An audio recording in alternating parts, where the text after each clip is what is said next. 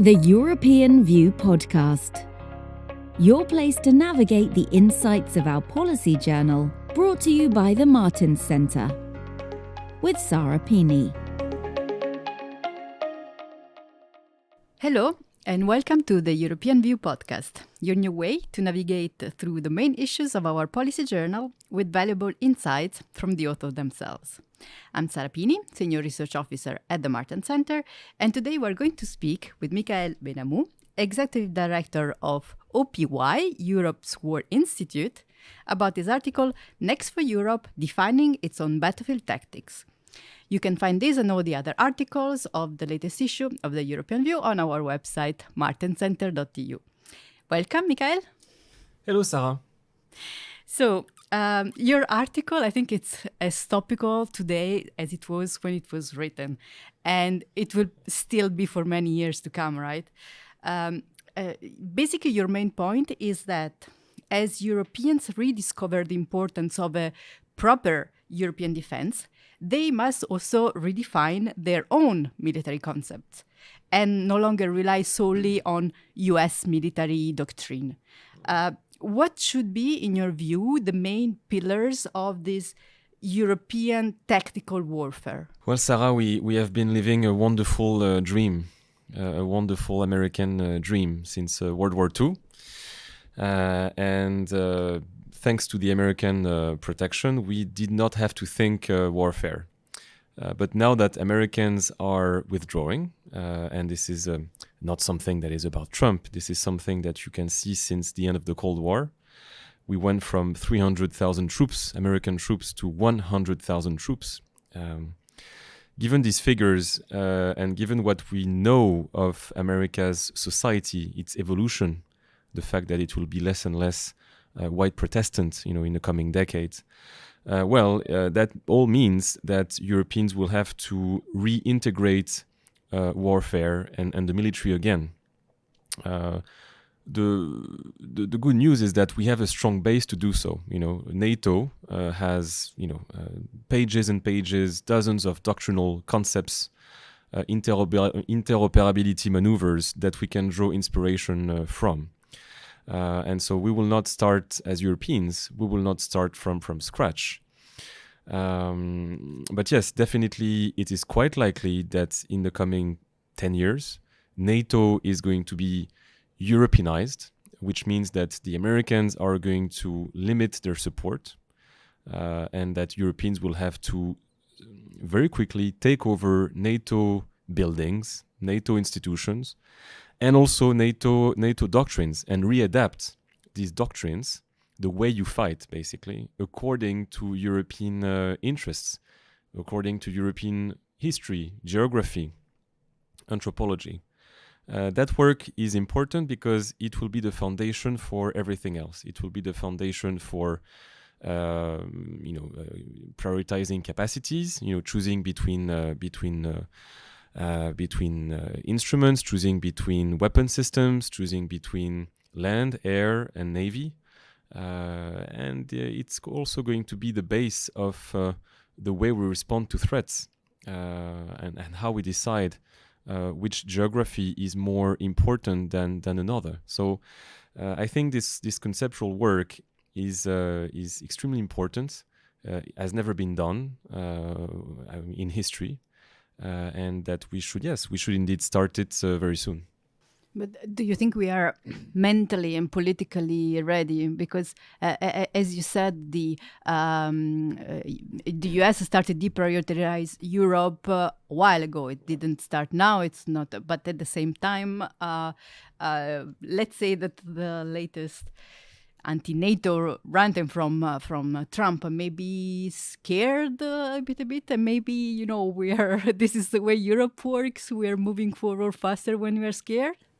No, I think it's habits. First of all, as Proust used to say, humans are monsters of habits, and so we're used to American protection and American intellectual ideas and dominance. And but now it's time for us to grow up, and I think we can do it. I think we have the demography to do it. I think we have the money to do it. We are a rich continent. I still think we have the industries to do it, even though we need to ramp up industrial production. But yes, I think it's about the realization now, the realization that we have enemies knocking at our door, Russia, the Islamic State, and this deserves a response. Otherwise, opponents seeing that America is leaving will think, oh wow, there is an opportunity here. We have a rich continent which refuses to protect itself. This is an opportunity. We should attack to increase our territorial gains and also to loot this rich European continent. So to avoid that, which is something that has already started, to avoid that phenomenon, these aggressions, we need to reinforce that autonomy now together as Europeans. Let's hope. Your article focuses on three main points, right? And the first one is the balance between defense and attack. And you briefly mention the war in Ukraine as an example. Since then, do you think the evolution of the war proved you right? Yeah, I mean, it's always a bit arrogant to say that, but I believe that the paper we wrote together in the summer proved right on almost every chapter, defense and offense. I mean, you remember the conversation we had during the last summer when I told you that defensive operations will be the future of Ukraine in 2024, and that we are not ready for this. We are not ready because in NATO and in the US, defense is equated to weakness, is equated to a lack of energy. This is not something that I'm inventing. This is something that you can read in US and NATO doctrine.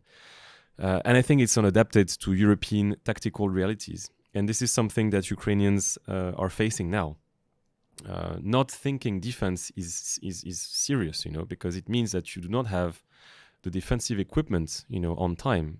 And the Ukrainians failed to switch from an offensive mode to a defensive mode, and because they have not done this in the proper timing, their forces during this winter did not have the right winter equipment to face the Russians and to face Russia's new artillery and manpower.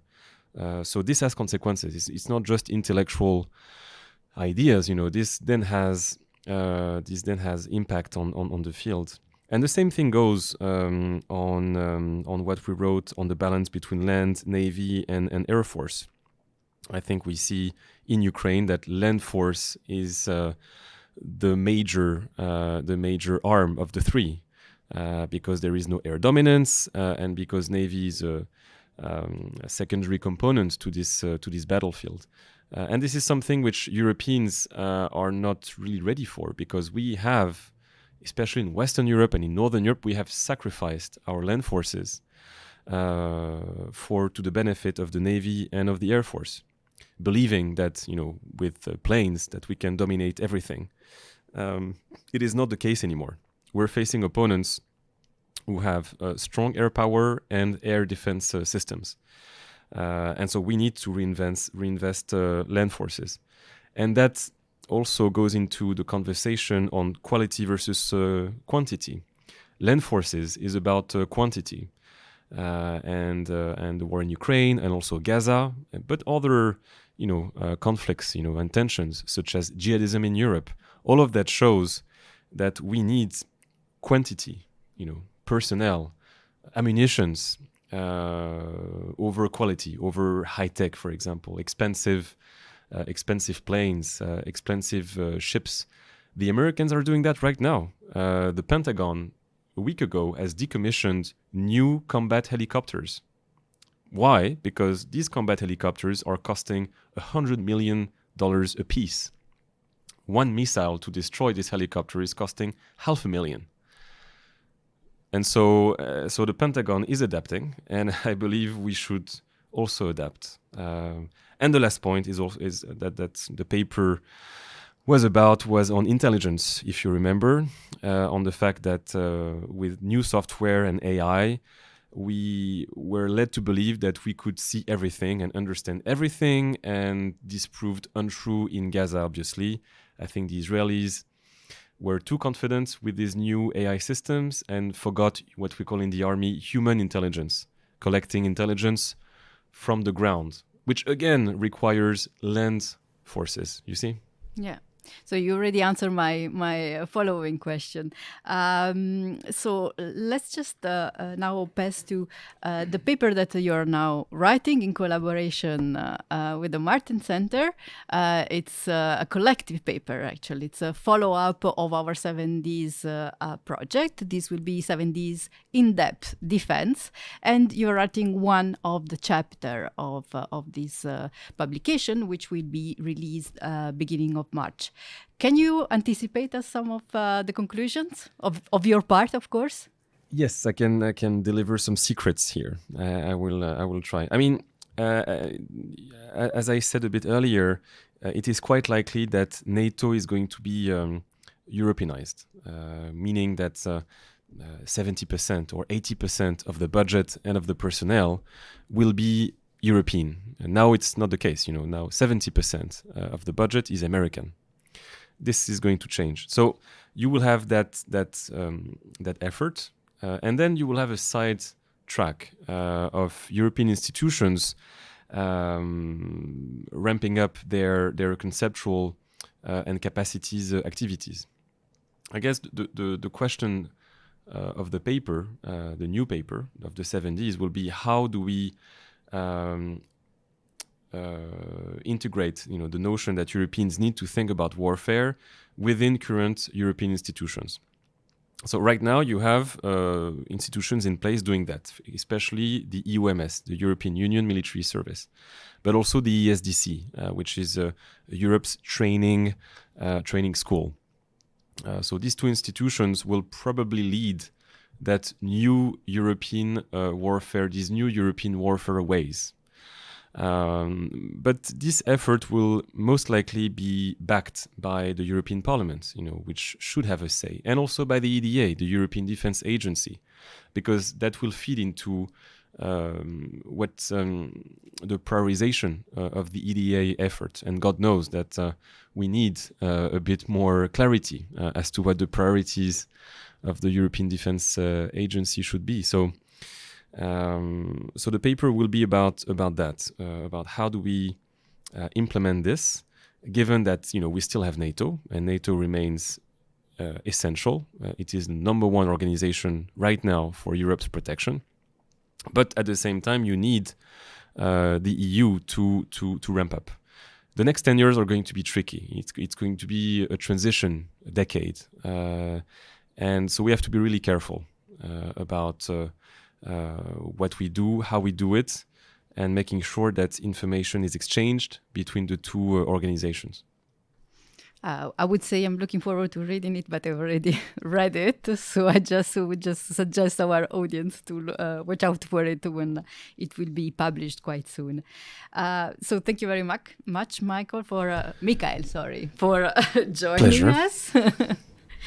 And for those listening in, make sure to like, comment, and subscribe, and discover all the interesting insights of the European view on our website, martincenter.eu, and on our social media channels. Thank you, and stay tuned for more. Thank you, Sarah. This was the European View podcast, your place to navigate the insights of our policy journal. Follow the Martin Center for more.